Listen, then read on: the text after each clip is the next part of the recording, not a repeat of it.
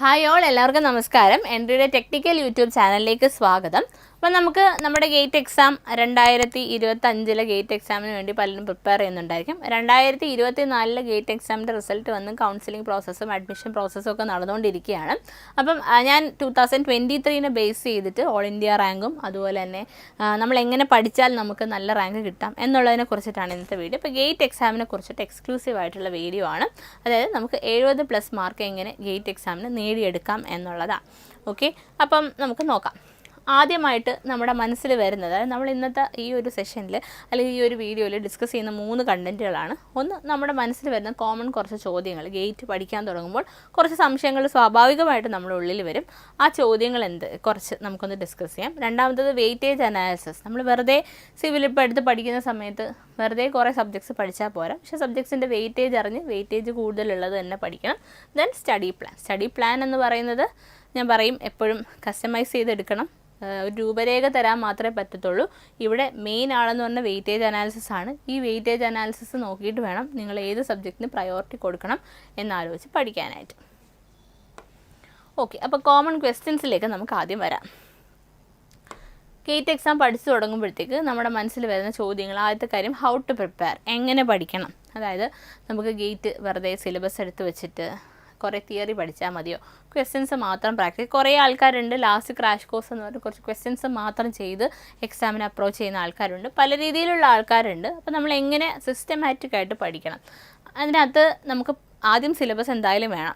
പിന്നെ നിങ്ങൾക്ക് ഇപ്പോൾ ക്ലാസ്സസ് കണ്ട് പഠിക്കുന്നവർക്കാണെങ്കിൽ അങ്ങനെ, സെൽഫ് സ്റ്റഡി ആണെങ്കിൽ അത്രയും കൂടുതൽ സമയം വേണം. അതിനനുസരിച്ച് കൂടുതൽ സമയം പഠിക്കാൻ വേണ്ടി വെക്കുക.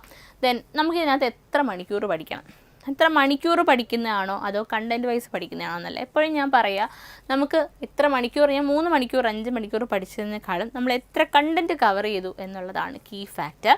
ദെൻ നമ്മൾ ടെസ്റ്റ് സീരീസ് എടുക്കണോ, അല്ലെങ്കിൽ നമ്മൾ ടെസ്റ്റ് സീരീസ് എടുത്താൽ അതിൻ്റെ ഗുണം എന്താണ്, ഏത് സ്റ്റേജിലാണ് നമ്മളത് എടുക്കേണ്ടത്, ബുക്ക് വെച്ച് പഠിക്കണോ, അതുപോലെ തന്നെ പഠിച്ചത് മറന്നു പോകുന്നുണ്ട്, അതിനെന്താണ് ഒരു സൊല്യൂഷൻ ഉള്ളത്, അതുപോലെ തന്നെ നമ്മൾ റിവൈസ് ചെയ്യാനായിട്ടുള്ള പ്രോപ്പർ ടെക്നിക്ക് ഏതൊക്കെയാണ്. ഇതൊക്കെയാണ് കോമൺ ആയിട്ട് ഉദ്യോഗാർത്ഥികളുടെ മനസ്സിൽ വരുന്ന ചോദ്യങ്ങൾ. അപ്പോൾ ഇതിനകത്ത് ബുക്കുകൾ പഠിക്കണമെന്ന് ചോദിച്ചു കഴിഞ്ഞാൽ, നിങ്ങൾ ഒരു കോച്ചിങ് എടുത്ത് പഠിക്കുവാണെങ്കിൽ ബുക്കുകൾ സെപ്പറേറ്റ് പഠിക്കേണ്ടതായിട്ടില്ല.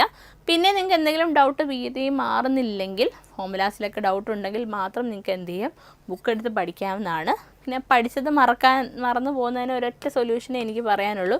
വേറെ മാജിക് ഒന്നും ഇതിനകത്തില്ല. നമുക്ക് കഷ്ടപ്പെടുക തന്നെ വേണം. റിവിഷൻ എന്ന് മാത്രമാണ് ഇതിനൊരു സൊല്യൂഷനായിട്ട് പറയാനുള്ളൂ. ഓക്കെ, പ്രോപ്പർ റിവിഷൻ ടെക്നിക്ക് എന്താണെന്ന് പറയുന്നുമുണ്ട്. ഓക്കെ, അപ്പോൾ ഇനി നമുക്ക് നമ്മൾ ഗേറ്റ് എക്സാം അപ്രോച്ച് ചെയ്യുന്ന സ്റ്റുഡൻസിനെ 4ആയിട്ട് കാറ്റഗറൈസ് ചെയ്യാം. ആദ്യത്തെ ആൾക്കാരെന്ന് പറഞ്ഞു കഴിഞ്ഞാൽ സിലബസ് കവേർഡ് <20%, അതായത് നമ്മുടെ സിലബസിലുള്ള 20% താഴെ മാത്രം പഠിച്ചിട്ടിരിക്കുന്ന ആൾക്കാരുണ്ട്. 20 മുതൽ 40% വരെയുണ്ട്. 40 തൊട്ട് 60 മോർ ദാൻ 60%. 80-90 ഒന്നും പോസിബിൾ അല്ല ഗേറ്റ് സിലബസിന്. അതുകൊണ്ടാണ് 60ൽ നിർത്തിയത്. അപ്പോൾ ഇങ്ങനെ നിങ്ങളുടെ സിലബസ് കാറ്റഗറി നിങ്ങൾക്കറിയാം. ഇനി ബാക്കി നിങ്ങൾ എന്താ ചെയ്യേണ്ടതെന്ന് വെച്ചാൽ, ആദ്യം ഒരു സിലബസ് പ്രിൻ്റ് എടുക്കുക. എന്നിട്ട് നിങ്ങൾ പഠിക്കാൻ തുടങ്ങുന്ന സമയത്ത് ഈ നിങ്ങളുടെ സിലബസ് കവേർഡ് ഒന്ന് എഴുതുക. നിങ്ങൾ എത്ര സിലബസ്, നിങ്ങൾക്ക് അറിയാമല്ലോ നിങ്ങൾ എവിടെയാണ് ഉള്ളതെന്ന്. അതായത് നിങ്ങൾ <20 ആണെങ്കിൽ അതെടുക്കുക. എന്നിട്ട് എത്ര സിലബസ് ഇനി കവർ ചെയ്യാനുണ്ട്, എത്ര കാലത്തിനുള്ളിൽ നിങ്ങൾ ചെയ്യണം, ഇതൊക്കെ ഒന്ന് ഫസ്റ്റ് ഐഡിയ നിങ്ങളുടെ മനസ്സിൽ ഉണ്ടാക്കിയിരിക്കണം. അപ്പോൾ ഇതിന് എക്സലിലോ അല്ലെങ്കിൽ നിങ്ങൾ തന്നെ ഒരു പേപ്പർ എടുത്തോ ഒക്കെ നിങ്ങൾക്ക് ചെയ്യാവുന്നതാണ്. ഓക്കെ, ഇനി നമുക്ക് നമ്മുടെ സബ്ജക്ട്സിനെ ഒന്ന് തരംതിരിക്കാം. ആദ്യം ഞാൻ പറയുന്നതെന്ന് വെച്ച് കഴിഞ്ഞാൽ, ഹെവി ആയിട്ടുള്ള സബ്ജക്റ്റ്, അതായത് നമ്മൾ അത്യാവശ്യം സമയം അതിന് സ്പെൻഡ് ചെയ്യണം.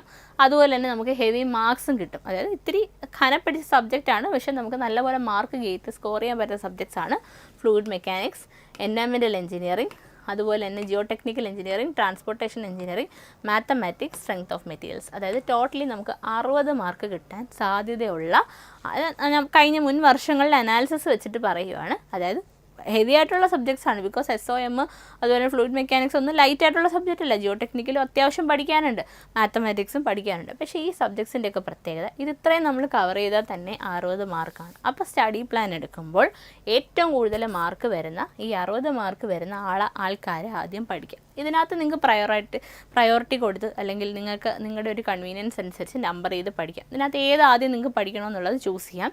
അതനുസരിച്ച് നിങ്ങൾ സബ്ജക്റ്റ് പഠിച്ചിട്ട് ഈ 60 മാർക്കിനുള്ള ആൾക്കാരെ ആദ്യം സേഫ് ആക്കി വെക്കുക. 60 മാർക്കും കിട്ടുമെന്നല്ല ഞാൻ പറയുന്നത്, ബട്ട് നിങ്ങൾക്ക് അതിൻ്റെ ഒരു പകുതിയോളം എത്തും. ഓക്കെ, അപ്പോൾ അത് ഏകദേശം ഒരു 30 to 40 മാർക്സ് എത്തിക്കഴിഞ്ഞാൽ നിങ്ങളൊരു സേഫ് സൈഡിലേക്ക് എത്തി, കട്ട് ഓഫ് കടന്നു. പക്ഷെ അതല്ലല്ലോ നമ്മുടെ ലക്ഷ്യം.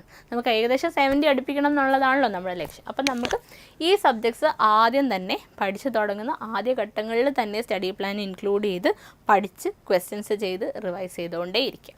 രണ്ടാമത്തെ ആൾക്കാരാണ് ഹെവി സബ്ജക്റ്റാണ്, പക്ഷെ കുറച്ച് മാർക്കേ ഉള്ളൂ. അപ്പം നിങ്ങൾക്ക് വേണമെങ്കിൽ ഇവരെ സ്കിപ്പ് ചെയ്ത് വിടാമെന്നാണ് ഉദ്ദേശിക്കുന്നത്. അതായത് വളരെ ബുദ്ധിമുട്ടുള്ള സബ്ജക്റ്റാണ്, ഒത്തിരി സമയം നമ്മൾ സ്പെൻഡ് ചെയ്യുന്നു, പക്ഷെ മാർക്ക് വെറും 11 മാർക്കാണ്. പക്ഷേ ഇവരെ സ്കിപ്പ് ചെയ്യുന്നതിനേക്കാളും ഇനി അങ്ങോട്ട് വരുന്ന കുറച്ച് ആൾക്കാരുണ്ട്, അവരെയാണ് സ്കിപ്പ് ചെയ്യുന്നത് നല്ലത്. അതുകൊണ്ട് I personally don't suggest skip these subjects. കാര്യം ഇത് കുറച്ച് എളുപ്പമാണ്. നോക്കിക്കേ, RCC, structure, steel, building materials and construction. ഇപ്പോൾ പലരും മുഖം ചുളിക്കും, കാര്യം RCC സ്റ്റീലും വന്നുകൊണ്ട് എല്ലാവരും പറയും ഇതെങ്ങനെ ലൈറ്റ് സബ്ജക്റ്റാണ്. പക്ഷേ ഉള്ളതിൽ ലൈറ്റായിട്ടുള്ള ആൾക്കാരാണ് RCC സ്റ്റീൽ. കാര്യം ഗേറ്റിൻ്റെ ക്വസ്റ്റ്യൻ പേപ്പർ എടുത്ത് നോക്കിക്കഴിഞ്ഞാൽ നമുക്ക് കൺസെപ്റ്റ് അറിഞ്ഞ് നമ്മൾ RCC സ്റ്റീലും ഇഷ്ടപ്പെട്ട് പഠിച്ചു കഴിഞ്ഞാൽ അതിൽ വരുന്ന ക്വസ്റ്റ്യൻസ് സിമ്പിളായിട്ട് നമുക്ക് സോൾവ് ചെയ്തു പോകും. അതുകൊണ്ട് ഈ 11 മാർക്ക് ഇവിടെ ആരെയും സ്കിപ്പ് ചെയ്യേണ്ട. നിങ്ങളുടെ സെക്കൻഡ് പ്രയോറിറ്റി, ഈ സബ്ജക്ട്സ് കഴിഞ്ഞിട്ടുള്ള പ്രയോറിറ്റി ആയിട്ട് ഇവരെ കൊടുക്കാം. അതിനുശേഷം നമുക്ക് ലൈറ്റ് സബ്ജക്റ്റാണ്, ലൈറ്റ് മാർക്സാണ്, എളുപ്പമാണ് പഠിക്കാം, പക്ഷേ മാർക്ക് കുറവാണ്. ഹൈഡ്രോളജി, മെക്കാനിക്സ്, CPM ഇതൊക്കെ എന്തായാലും മാർക്ക് നിങ്ങൾക്ക് കിട്ടും, എളുപ്പമുള്ള കാര്യങ്ങളാണ്. അതുകൊണ്ട് ഈ 4 മാർക്ക് അങ്ങനെ കളയണ്ട, ഈ 4 മാർക്ക് നിങ്ങൾക്ക് ആഡ് ഓൺ ചെയ്ത് പോകാം. പിന്നെ ലൈറ്റ് സബ്ജക്റ്റാണ്, പക്ഷേ ഹെവി മാർക്സ്, എളുപ്പമാണ്, പക്ഷെ ഒത്തിരി മാർക്ക് ഉണ്ട്. Open channel flow, hydrology, survey ഇതൊക്കെ 10 മാർക്കോളം നിങ്ങൾക്ക് കിട്ടും.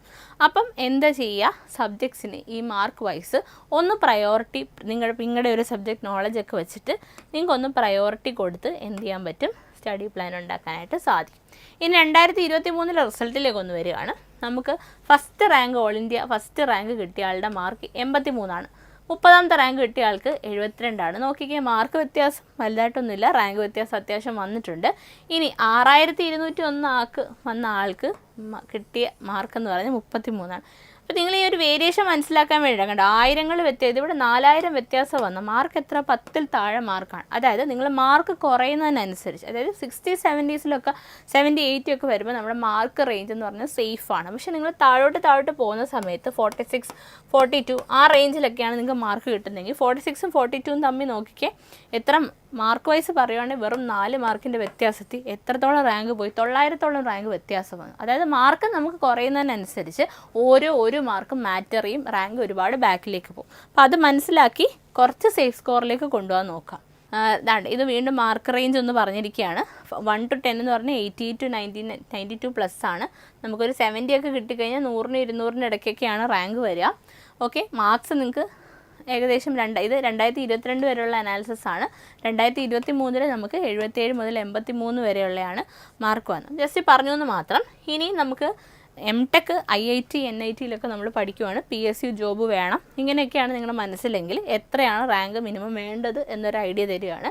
നിങ്ങൾക്ക് MTech IITയിൽ നിന്നാണ് വേണ്ടതെങ്കിൽ, അതായത് പണ്ടുള്ള IITs, റെപ്യൂട്ടഡ് ആയിട്ടുള്ള IIT, റെപ്യൂട്ടഡ് നല്ല ഞാൻ പറയുന്ന ന്യൂ ആയിട്ടുള്ള IIT അല്ല, പഴയ IITകളിൽ നിന്ന് വേണമെങ്കിൽ റാങ്ക് 1300 വേണം.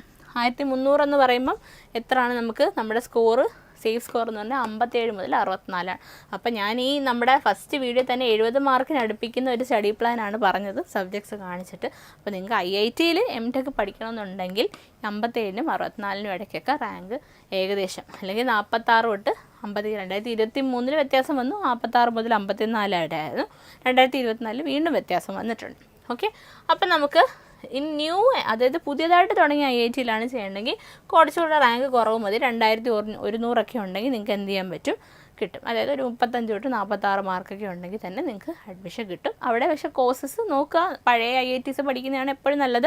പുതിയ IITസിൽ പുതിയ കോഴ്സസ് ഉണ്ട്, നിങ്ങൾക്ക് അതിലൊക്കെ ഇൻട്രസ്റ്റഡ് ആണെങ്കിൽ ഓഫ് കോഴ്സ് വലിയ വ്യത്യാസമില്ല.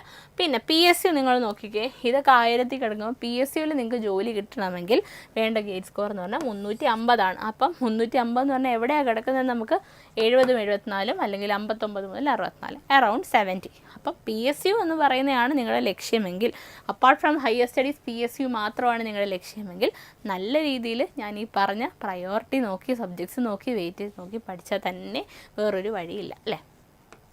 ഓക്കെ, ഇനി നമുക്ക് ഞാൻ പറഞ്ഞു, എപ്പോഴും നമ്മൾ ഫോക്കസ്ഡ് ആയിട്ട് എക്സാംസിന് എപ്പോഴും നേരിടണം. പിന്നെ അതുപോലെ തന്നെ സിലബസ് എടുക്കണം, സിലബസ് എടുത്ത് എഴുതി വെക്കണം. ഇതൊക്കെ നമ്മൾ ഓൾറെഡി സ്റ്റഡി പ്ലാനിൽ പറഞ്ഞ കാര്യങ്ങളാണ്. ഇനി നമുക്ക് നമ്മുടെ ഒരു ടൈം ലൈൻ ഒന്ന് ക്രിയേറ്റ് ചെയ്യാം. അതായത് ഏകദേശം മാർച്ച് ആകുമ്പോൾ പഠിച്ചു തുടങ്ങണമെന്നാണ് പറയുന്നത്. മാർച്ച് നമ്മുടെ കയ്യിൽ നിന്ന് പോയി. അപ്പോൾ ഇനി നിങ്ങളുടെ കയ്യിൽ ഏപ്രിൽ മെയ് എത്തിയിട്ടുണ്ട്. അപ്പം നിങ്ങൾക്ക് ഇനി ചെയ്യേണ്ട ആദ്യം ഇന്ന് തൊട്ട് ചെയ്യേണ്ട ഒരു കാര്യം പറയാം. സ്റ്റഡി പാറ്റേൺ മനസ്സിലാക്കി വെയിറ്റേജ്, സബ്ജക്റ്റ്, ഡിഫിക്കൽട്ടി ലെവലൊക്കെ മനസ്സിലാക്കുക. എല്ലാം ഈ വീഡിയോയിൽ പറഞ്ഞ കാര്യങ്ങളാണ്. നിങ്ങൾ ഇനി ഒന്നും അനലൈസ് ചെയ്യേണ്ട ആവശ്യമില്ല, എല്ലാ കാര്യങ്ങളും പറഞ്ഞിട്ടുണ്ട്. ഇനി എന്താ ചെയ്യേണ്ടതെന്ന് വെച്ചാൽ നിങ്ങൾ ചെയ്യേണ്ട കാര്യം ഓരോ സബ്ജക്റ്റും ഡെപ്തിൽ കൺസെപ്റ്റ് വൈസിൽ പഠിക്കും. അത് നിങ്ങൾ ചെയ്തേ പറ്റൂ. ക്ലാസ്സസ് കണ്ടിട്ടാണെങ്കിൽ അങ്ങനെ നമ്മുടെ എൻട്രിയിലെ ഗേറ്റ് കോഴ്സസ് അവൈലബിൾ ആണ്. കൺസെപ്റ്റ് ഓറിയൻറ്റഡ് ആയിട്ടുള്ള ക്ലാസ്സസ് ആണ്. ക്ലാസ്സസ് കണ്ട് കൺസെപ്റ്റുകൾ മനസ്സിലാക്കുക. എന്നിട്ട് നോട്ടുകൾ എഴുതുക. നോട്ടുകൾ എഴുതി പ്രീവിയസ് ഇയർ ക്വസ്റ്റ്യൻ ചെയ്യുക. ഏപ്രിലിനും നവംബറിനും ഇടയ്ക്ക് ചെയ്യേണ്ട കാര്യങ്ങളാണിത്. കൺസെപ്റ്റ് പഠിച്ച് നോട്ട് ഉണ്ടാക്കി പ്രീവിയസ് ഇയർ ക്വസ്റ്റ്യൻ ചെയ്യുക. ഇനി പ്രാക്ടീസ് ക്വസ്റ്റ്യൻസ് ചെയ്യുക. എത്ര ചെയ്യാം, എത്രത്തോളം ചെയ്യാവോ അത്രത്തോളം ചെയ്യുക. PYQ ചെയ്യുന്നതിനോടൊപ്പം തന്നെ റിവിഷൻ ചെയ്യുക. റിവിഷൻ ചെയ്യേണ്ടത് നവംബറിന് ശേഷം മാത്രമാണ്. അപ്പം നവംബർ വരെ നമ്മൾ ചെയ്യേണ്ടത് പഠിച്ചു തീർക്കുക. പഠിച്ചു തീർത്തതിൻ്റെ പ്രീവിയസ് ഇയർ പ്രാക്ടീസ് ക്വസ്റ്റ്യൻസും ചെയ്തുകൊണ്ടേയിരിക്കുക. ഡിസംബർ ടു ജാനുവരി നമ്മൾ ഈ പഠിച്ച കാര്യങ്ങളും ക്വസ്റ്റ്യൻസ് ചെയ്തതിൽ നിന്ന് കിട്ടിയ പുതിയ അറിവുകളും നമുക്ക് കിട്ടാത്ത ക്വസ്റ്റ്യൻസും ബുദ്ധിമുട്ടായിട്ടുള്ള ക്വസ്റ്റ്യൻസൊക്കെ വീണ്ടും റിവൈസ് ചെയ്ത് പഠിക്കുക എന്നുള്ളതാണ്. ആൻഡ് നമ്മൾ വീഡിയോയുടെ ആദ്യം പറഞ്ഞിരുന്നു എപ്പോഴാണ് നമ്മൾ ടെസ്റ്റ് സീരീസ് അല്ലെങ്കിൽ മോക്ക് ടെസ്റ്റ് എടുക്കേണ്ടത്.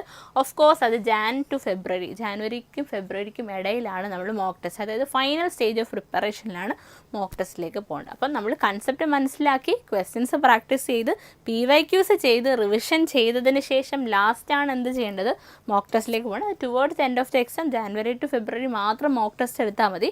ഈ മോക്ക് ടെസ്റ്റ് സ്പീഡും അക്യുറസിയും കൂട്ടാനായിട്ട് വളരെയധികം സഹായിക്കും. അത് എസ്പെഷ്യലി ലാസ്റ്റ് മന്തിൽ തന്നെയാണ് വേണ്ടത്. നമ്മൾ പഠിച്ചത് എത്രത്തോളം നമുക്ക് ഓർമ്മയുണ്ട് എന്നൊക്കെ നമുക്ക് ഐഡൻറ്റിഫൈ ചെയ്യാനായിട്ട് ഈ മോക്ക് ടെസ്റ്റുകൾ സാധിക്കും. ഓക്കെ, അപ്പോൾ ഇതാണ് നമ്മുടെ ഗേറ്റിൻ്റെ സ്റ്റഡി പ്ലാൻ. ഈ ഒരു രൂപരേഖ വെച്ചിട്ട് നിങ്ങൾ പഠിച്ചു തുടങ്ങുക.